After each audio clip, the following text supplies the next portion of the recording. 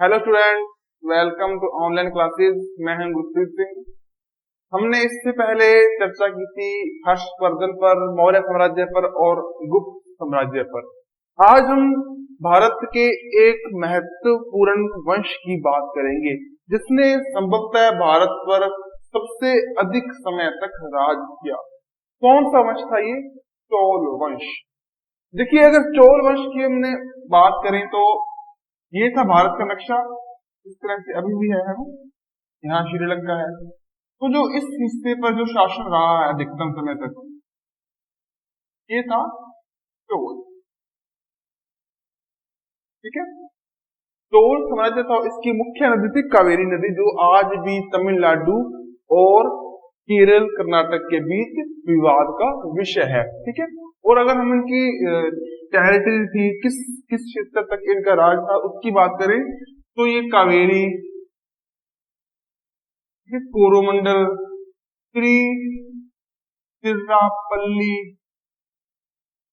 ठीक है, जो कि तमिलनाडु में है, इन क्षेत्रों में इनका अच्छी तरह से राज था। और अगर इनकी राजधानी की बात करें तो वैसे तो इनकी बहुत सी राजधानियां बदली हैं। ठीक है। प्रारंभिक इनकी जो राजधानी थी वो उत्तरी मल्लूर थी, उसके बाद तंजावुर भी रही थी, उदयपुर भी रही थी, लेकिन हम मुख्यतः इसकी जो राजधानी मानेंगे वो थी तंजावुर। आगे इससे पहले उदयपुर भी रही थी इसकी राजधानी। ठीक है। लेकिन परीक्षा की दृष्टि से वही राजधानी हमने लिखनी है जो अंतिम राजधानी थी। जैसे कि अगर हम कहें कि भारत की राजधानी कौन थी, तो हम कहें कि कोलकाता भी थी, दिल्ली भी थी।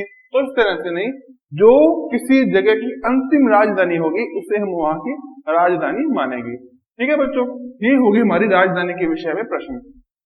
अब ये जो डायनेस्टी थी या वंश था, ये इतना महत्वपूर्ण था कि लगभग इन्होंने भारत में 1500 वर्ष तक शासन किया। भारत में नहीं, दक्षिणी भारत में। उसके बाद कैसे विलुप्त हो गई, किन किन समस्याओं का इन्होंने अपने साम्राज्य में या अपने राज के दौरान सामना किया, उसकी बात करेंगे। अब खास बात एक और, इनका राज चिन्ह है। इनका राज चिन्ह था बाघ। ठीक है। अब साउथ में बाघ बहुत होते हैं ना, तो इसलिए इनका राज चिन्ह बाघ था। अब बच्चों, इनका जो प्रथम राजा था ऑफिशियल रूप से वो था उदय सिंह। ठीक है ना। तो उस समय में इन्होंने उत्तरी भारत में आक्रमण करना प्रारंभ कर दिया और गंगा नदी को पहली बार पार किया, तथा पार करते ही उसने अपने आप को गंजाए कोंडम की उपाधि दे दी। ठीक है। और गंजाए कोंडा नाम की एक राजधानी भी स्थापित की। इस तरह से हमारे पास उल्लेख है। खास तौर से एक और बात, इतना पुराना समय होने के बावजूद इनके पास उस समय अपनी नेवी यानी कि नौसेना थी। परिकल्पना कीजिए बच्चों की उस समय में विश्व भर में अभी भी कुछ भी नहीं हुआ था। विश्व भर के लोग अभी तक अपनी बेसिक बातों के बारे में भी नहीं जानते थे, लेकिन उस समय में भारत का एक ऐसा महान साम्राज्य, चोल साम्राज्य, जिसने अपनी नेवी को भी स्थापित कर लिया था। ठीक है ना। और अगर हम इनकी एक बात करें कि इनका जिक्र हमें कहां कहां से मिलता है, तो सबसे पहले एक ग्रंथ है पाणिनि का अष्टाध्यायी। हालांकि और भी बहुत सारे ग्रंथ हैं, और एक सबसे पहले जो हमारे धार्मिक मान्यता के अनुसार हमारा एक मिथोलॉजिकल ग्रंथ है महाभारत। देखिए बच्चों, महाभारत में भी चोल साम्राज्य के उल्लेख मिले हैं, क्योंकि उसमें बताया था कि किस तरह सुग्रीव ने उसके लोगों को, अपने सैनिकों को आदेश दिया, उसमें उन्होंने चोल साम्राज्य का जिक्र किया था। यानी कि इतना पुराना साम्राज्य जिसका उल्लेख हमें उस समय के महाभारत काल में भी देखने को मिलता है। अब देखिए, ऐसा नहीं था कि ये हमेशा ही वहां पर रहे। मुख्यतः इनके जो कालखंड है उन्हें हम 4 भागों में बांट सकते हैं। अभी 4 भाग कौन कौन से हैं उस पर हम चर्चा करेंगे। देखिए बच्चों, सबसे पहले तो 3 ईसा पूर्व, ठीक है ना, 3 शताब्दी ईसा से पहले की बात है, वहां से लेकर और दूसरी शताब्दी ईसा पूर्व। अब फिर बच्चे कुछ कहेंगे कि उस समय तो चंद्रगुप्त मौर्य भी था, तो क्या उन्होंने इनकी टेरिटरी पर कब्जा नहीं किया? तो देखिए बच्चों, आप मौर्य साम्राज्य के साम्राज्य विस्तार का मैप देखिए, उसमें साउथ का कुछ या दक्षिण का कुछ ऐसा हिस्सा है जहां पर मौर्य साम्राज्य की स्थापना नहीं हुई। संभवतः चोल वहां पर मौजूद थे, चोलों की मौजूदगी हर समय वहां पर रही थी। हाँ, ऐसा हो सकता था कि किसी समय उनके साम्राज्य की सीमा सिकुड़ गई हो, छोटी रह गई हो, लेकिन संभवतः वे कभी वहां से समाप्त नहीं हुए थे। इसके बाद समय आता है दूसरी शताब्दी से लेकर 8वीं शताब्दी तक। ये था फेज फर्स्ट, ठीक है। इसके बाद आया, ये देखिए फेज सेकंड फेज। इसके बाद आया थर्ड फेज। देखिए बच्चों, इस चीज की जानकारी हमारे पास बहुत कम है कि उस समय में इस प्रकार की घटनाएं हुई, बहुत ही कम जानकारी है। हाँ, कुछ महाभारत में उल्लेख मिलता है, या हमारे पास इसके लिए कुछ विश्वसनीय जानकारियों का अभाव है। जो उसके बाद समय आया दूसरी शताब्दी से लेकर 8वीं शताब्दी तक, तब ये मालूम नहीं कहां पर विलुप्त हो गए होंगे। हो सकता है इनकी जो साम्राज्य था वो बहुत ज्यादा सिकुड़ गया हो, पर कहां से हमारे पास इसके पक्के प्रमाण मौजूद नहीं है। ऐसा हो सकता है कि ये कहीं पर स्थापन कर गए हो, कुछ भी संभावना हो सकती है, उसको हम नकार नहीं सकते। और ये जो समय था, ये था संगम काल। इसमें हालांकि बहुत ज्यादा इतिहास रचा गया, बहुत साहित्य रचा गया। उसके बाद आता है थर्ड फेज। थर्ड फेज का जो मुख्य उद्देश्य है वही इस बुक में, हमारे आपकी किताब में, आपके सिलेबस में दिया गया है। तो 848 ईस्वी में विजय लाया ने इसकी स्थापना की थी और तंजौर को अपनी राजधानी के रूप में स्थापित किया। देखिए बच्चों, ऐसा नहीं था कि उस समय इनके कोई प्रतिद्वंदी नहीं थे। मुख्यतः यहाँ पर एक थे पल्लव, दूसरे थे पांड्या। पल्लव और पांड्या इनके पीछे हमेशा ही हाथ धोकर पड़े रहते थे। क्यों ना पड़े? साम्राज्य विस्तार और महत्वाकांक्षी हर कोई होता है। हर राजा चाहता है कि उसकी साम्राज्य की सीमाएं अथाह बड़ी हों, लेकिन ऐसी इच्छा हर किसी की पूरी नहीं होती। ठीक है। उसके बाद देखिए बच्चों, काफी कॉम्प्लिकेटेड इनकी हिस्ट्री है। थोड़ा सा आप ध्यान से पढ़ेंगे तो आपको समझ में भी आ जाएगा, कोई ऐसी लंबी चौड़ी बात नहीं है। एक खास बात है कि हो सकता है इनके नाम आपको थोड़े से उल्टे सीधे रखें, लेकिन अगर आप इनको रेगुलरली पढ़ेंगे तो ऐसी कोई दिक्कत आने वाली नहीं है। तो देखिए बच्चों, इस पल्लव और पांड्या, इनके साथ हमेशा ही इनका संघर्ष चलता रहता था। बहुत से ऐसे राजा हुए, बहुत से ऐसे लोग हुए जिनको इन्होंने हराया, जिसमें से श्रीलंका उस समय भी मौजूद था। श्रीलंका के राजा थे एक महेंद्र, इनको हरा दिया गया था और इनको बंदी बना लिया गया था। इसके अलावा और भी बहुत से राजा थे जिनको इन्होंने हराया। राजेंद्र, उन्होंने गंगा नदी को सबसे पहले पार किया, बंगाल व उड़ीसा तक वो पहुंच गए थे, चोल राजा थे। और जब उन्होंने गंगा नदी को पार किया तो स्वयं को गंगाए कोंडा नाम से उनको अपने आप को उपाधि दी। ठीक है ना। उसके बाद राजा राज थे, उन्होंने बृहदेश्वर, राजा राज थे जो, उन्होंने बृहदेश्वर नाम से एक मंदिर है उसको स्थापित करवाया। 1005 से लेकर 1010 लगभग इस समय तक इस मंदिर का निर्माण चला था। देखिए बच्चों, इतना अच्छा मंदिर आज भी वो मौजूद है वहां पर। देखिए, हमारे घर देखेंगे, हमारे मोहल्ले देखेंगे, लगभग 70 से 80 साल पुराना बनाया हुआ घर जमी दोष हो जाता है। यहाँ उसकी हालत खस्ता हो जाती है। अगर हम किसी 150 वर्ष पुराने किसी घर की बात करें तो उसकी हालत तो और भी बुरी है। लेकिन 1000 साल पहले बनाया गया मंदिर आज भी अच्छी अवस्था में वहां पर खड़ा है, और इतनी अच्छी अवस्था कि यूनेस्को ने उसे विश्व धरोहर सूची में शामिल किया है। यूनेस्को, यूनेस्को क्या है बच्चों? अभी बच्चों ने पढ़ा है ना, यूनाइटेड नेशनल ऑर्गेनाइजेशन, उसी की एक संस्था है United National Educational Scientific Culture Organization, जो विश्व भर की संस्कृतियों की रक्षा करती है और उन्हें प्रोत्साहित करती है। ऐसी संस्था जो विश्व भर के वैज्ञानिक खोजों को भी प्रोत्साहित करती है, उसे कहते हैं यूनेस्को।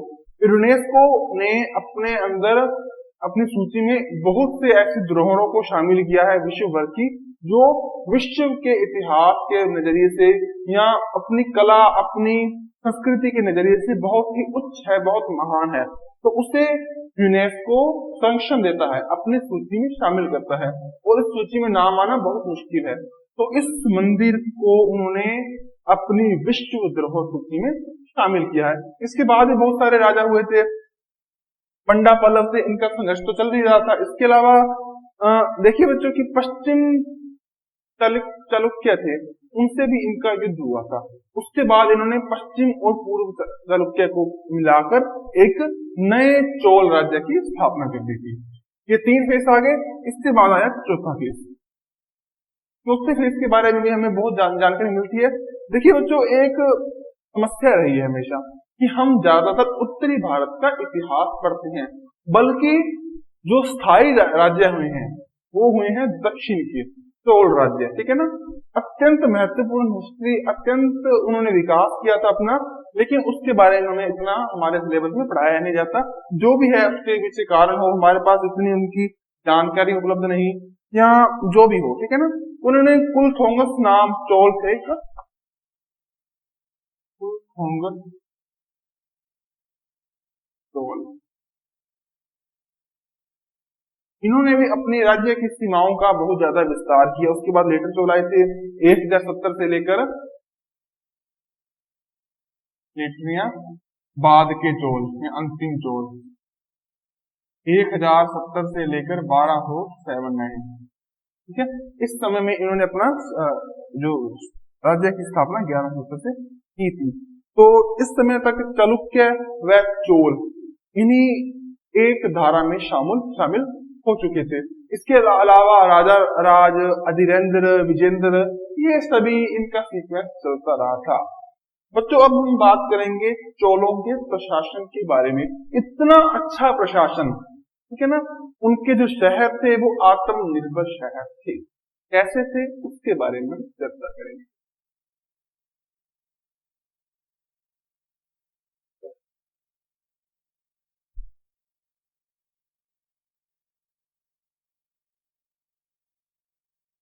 तो बच्चों अपने बात करते हैं प्रशासन की।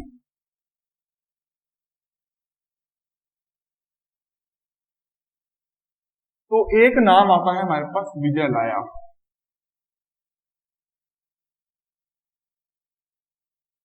तो तीसरे फेज में राजा बने 848 ईस्वी में। तो देखिए बच्चों, बड़ा ही अच्छा इन्होंने काम किया था विजयलाया ने। तो इसके बाद हालांकि पंड्या भी आए, ठीक है। पंड्या, चोल, पंड्या, इस तरह से संघर्ष चलता रहता था। वो एक को हरा देते, वो दूसरे को हरा देते, इस तरह से कुछ इनकी त्रासदियां चलती रहती थी। तो हालांकि 1070 के बाद में पंड्या भी आए थे। और सबसे खास बात है कि इनका मौखिक न्याय था, ठीक है। देखिए कभी भी न्याय का अर्थ क्या है कि किसी को न्याय मिले, और दंड का मतलब किसी को क्षति पहुंचाना नहीं होता। दंड का आशय है कि जिसको नुकसान हुआ है, जो पीड़ित है, उसको भी सहानुभूति मिले, और जुर्म करने वालों को या अपराध करने वाले को सुधरने का मौका मिले, उससे अपने अपराध का एहसास हो। तो इसलिए जो दंड थे वो बहुत ज्यादा कठोर नहीं थे, ठीक है बच्चों। और बहुत बेहतरीन मौखिक न्याय होता था। ये नहीं कोर्ट केस लड़ेंगे, तारीखें पढ़ेंगे, बिल्कुल भी नहीं, ठीक है।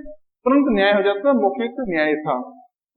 कांचीपुरम है एक मदुरई में, उसका भी उल्लेख मिला है। कांचीपुरम और मदुरई, हाँ जी। देखिए जब इन्होंने पश्चिमी चालुक्य पर कब्जा किया था तो इस 2 शहरों को इन्होंने जीत लिया था। तो इन 2 शहरों को इन्होंने अपनी क्षेत्रीय राजधानी के रूप में स्थापित किया। देखिए जो चोल साम्राज्य था वो बड़ा था, उस पर प्रशासन करना था, तो एक राजधानी पर बैठकर ये मुश्किल था। तो इन्होंने अपनी राजधानी और अपने पावर को भी विकेंद्रीकृत किया। ठीक है, अलग अलग जगहों पर उन्होंने अपनी राजधानी बनाई ताकि शासन को बेहतरीन तरीके से चलाया जा सके। ऐसा नहीं है कि एक राजा दिल्ली में बैठा है और पूरे क्षेत्र को कंट्रोल कर रहा है, ऐसा बिल्कुल भी नहीं था। यानी कि इनके बेहतरीन प्रशासन का नमूना देखने को मिलता है। इसके बाद थनेश्वर, गंजाईकोटा, चोलापुरम, है ना,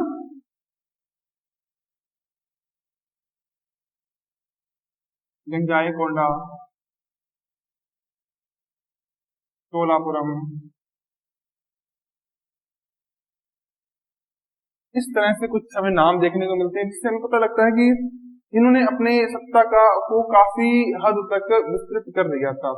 तो अगर हम इनके प्रशासन की प्रशासनिक इकाइयों में इनको विभाजित करें तो इसमें सबसे पहले आएगा मंडलम। ठीक है, मंडलम को कुछ वालांडू में विभाजित करते हैं और इन्हें विभाजित करेंगे कट्टम में। कट्टम है जो आज के गांव है, और सबसे खास बात कि इनके गांव थे वो आत्मनिर्भर थे। ऐसा नहीं था कि बाहर से आयात निर्यात करेंगे तभी इनकी गाड़ी चलेगी। अब एक कल्पना कीजिए कि हम अगर हमारा एक शहर है, वहां पर अगर दालें हैं तो चावल नहीं है, चावल है तो गेहूं नहीं है, सब कुछ है तो कपास नहीं है, कपास भी है तो फर्नीचर बाहर से आएगा, वो भी आ रहा है तो लोहा या लोहे के उपकरण बाहर से आएंगे। यानी कि हम आज के दौर में, वैश्वीकरण के दौर में आत्मनिर्भर न होकर बहुत सी चीजों के लिए अन्य शहरों पर, अन्य महानगरों पर आश्रित हैं। लेकिन चोल साम्राज्य के गांव बिल्कुल आत्मनिर्भर थे रोजमर्रा की जिंदगी के लिए। हाँ, ये है कि हथियार बनाने हैं, वो तो एक राज्य का बड़ा विषय है। और अगर बात करें तो गांवों की, तो यहाँ पर 3 प्रकार के गांव थे। ठीक है ना, सबसे पहले तो जो गांव थे वो सभी जातियों के या इंटरकास्ट गांव थे, है ना। यहाँ पर आमतौर पर कृषि वर्ग, कृषि से जुड़े हुए लोग रहते थे, खेती बाड़ी करते थे। और सबसे खास बात यह है कि दक्षिणी के चोल साम्राज्य में कोई भी क्षत्रिय नहीं था। जी बिल्कुल, जैसे ना उत्तरी भारत के जो राजा थे वो ज्यादातर क्षत्रिय हुआ करते थे। ठीक है, यहाँ क्षत्रिय मौजूद थे, है ना, क्षत्रिय, वैश्य, शूद्र, ब्राह्मण ये थे ना।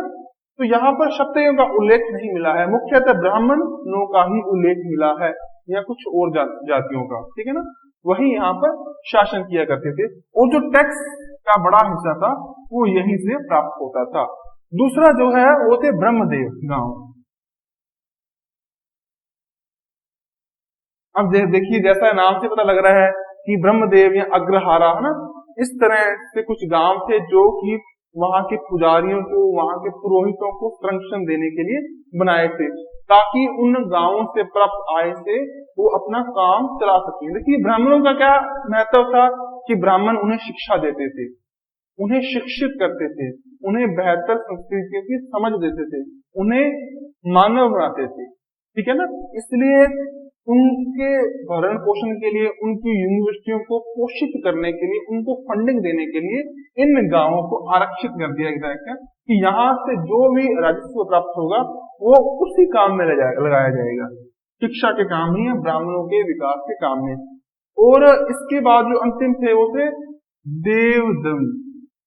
ठीक है ना, ये जो गांव थे ये भगवान के लिए थे, यानी कि इनसे प्राप्त समस्त आय को मंदिरों या इससे जुड़े क्रियाकलापों में लगाया जाएगा।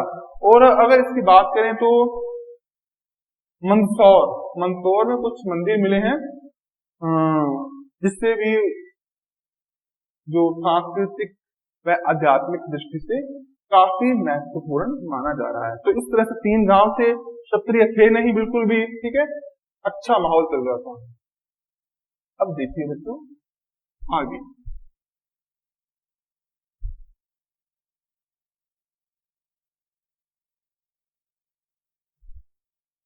अब यहाँ पर 2 राजा आते हैं, राजा राज व राजेंद्र। राजा राज चोल, फिर राजेंद्र चोल।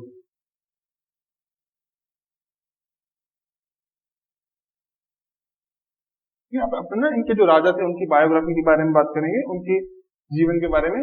तो देखिए इनके पास पहली बात तो नौसेना थी, ठीक है ना।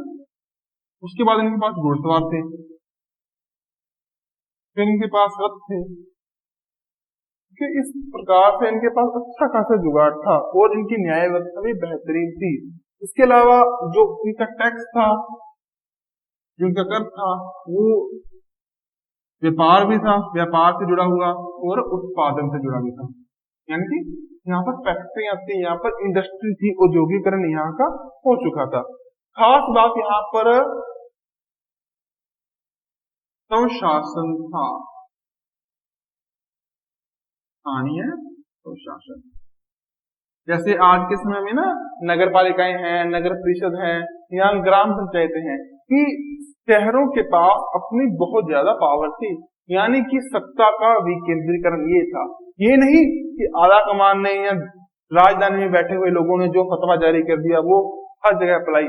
हाँ, कुछ मूलभूत बातें थी या कुछ बेसिक कॉन्सेप्ट थे जो राजधानी के द्वारा चलाए जाते थे, लेकिन गांवों के मुखियाओं के पास या गांवों की सभाओं के पास खुद के निर्णय लेने या खुद के थोड़े बहुत कानून बनाने, व्यापार करने और उससे जुड़े नियम कायदों को तय करने के अधिकार थे। यानी कि सत्ता का ही केंद्रीकरण था बिल्कुल। और ऐसा नहीं था कि इनका शासन गांवों में विकेंद्रीकरण के कारण दुर्बल था, बिल्कुल प्रबल शासन था इनका, बेहतरीन शासन था। ठीक है बच्चों, अब हम एक बात करेंगे कि चोल साम्राज्य में एक वेविंग इंडस्ट्री थी, यानी कि कपड़ा बनाने की, कपड़ा काटने की इंडस्ट्री थी चोल में।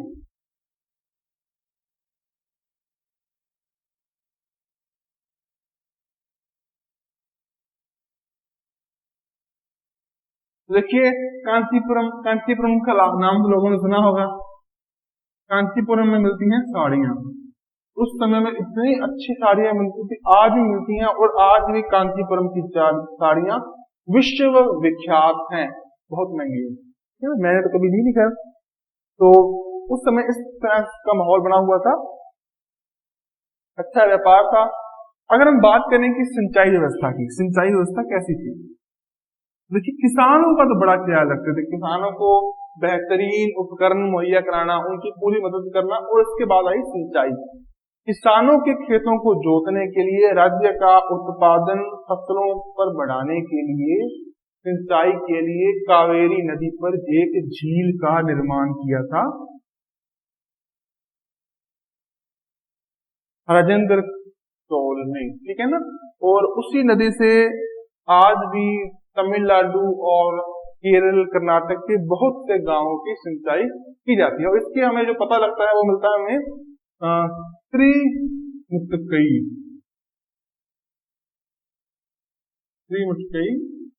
शिलालेख।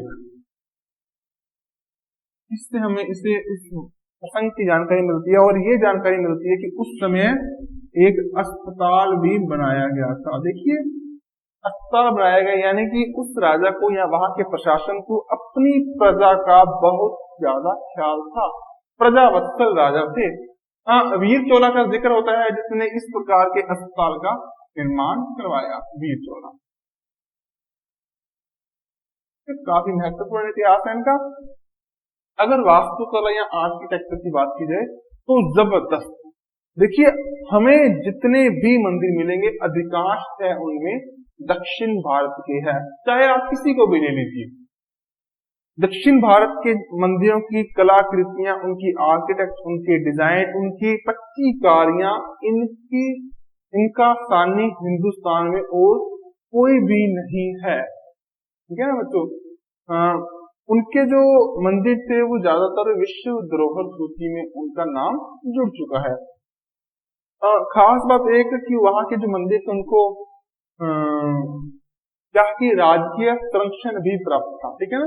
उनके लिए कुछ गांव आरक्षित थे जिनसे उनको कुछ कर मिलता था, जिससे कि वो मंदिर अपनी रोज का क्रियाकलाप कर पाते थे, ऐसा है। ठीक है ना बच्चों। अब एक उर्वैल का नाम आता है जिसने कि तंजावुर को जीत लिया था और अपने नाम के आगे तंजावुर की उपाधि को भी धारण कर लिया था। तो तंजावुर और इसके बाद राजधानी बनी थी गंजाए या गंगाए कोंडा। गायकोंडा थी, उसको राजधानी बनाने का मकसद यही था कि उन्होंने अपने राज्य की सीमा का एक्सपेंड कर लिया था। कहां तक? बंगाल तक।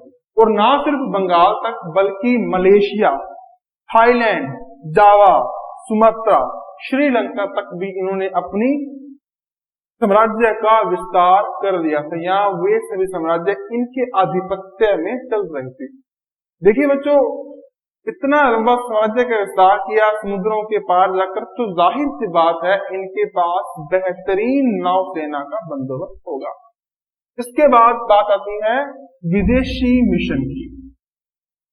तो ऐसा उल्लेख मिलता है कि चीन के साथ इनके राजनयिक या डिप्लोमेटिक रिलेशन थे। ठीक है बच्चों, एक उल्लेख मिलता है कि इन्होंने चीन में कुछ अपने दूत भेजे थे, जिससे वहां के सिल्क आदि का व्यापार चल रहा था।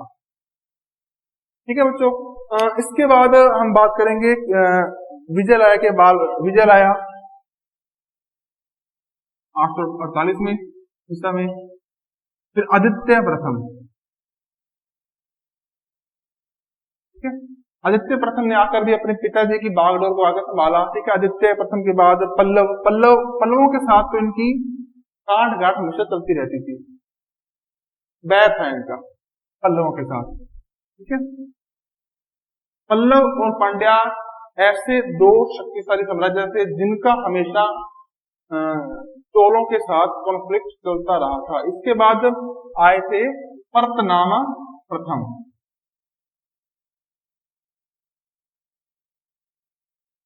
देखिए बच्चों, कभी भी इनकी नीति ऐसी नहीं थी कि किसी गरीब पर या किसी असहाय पर ही हमला करें। हमेशा बड़े राज्यों को टक्कर देते थे, वह छोटे राज्यों को अपने अधीन करते थे। और ये जो परतनाम आया, इसने भी अपने पूर्वजों की एक लौह व रक्त की नीति को अपनाया। लेकिन जब इन्होंने उत्तरी भारत में अपने साम्राज्य का विस्तार करना चाहा, तो पूर्वी बंगाल तक इन्होंने अपने साम्राज्य को विस्तारित कर लिया। लेकिन उसके बाद ये कुछ युद्धों में नुकसान उठाने लगे, जिसके बाद इन्होंने ये ठान लिया कि अब ये कभी उत्तर में नहीं जाएंगे। लेकिन इसके बाद इन्होंने दक्षिण भारत में हमला किया तथा श्रीलंका के राजा महेंद्र की हत्या करके उसे, माफ कीजिए, महेंद्र को बंदी बना लिया गया और बाद में उसकी हत्या कर दी गई। ठीक है ना। एक चेर राजा थे भास्कर वर्मन।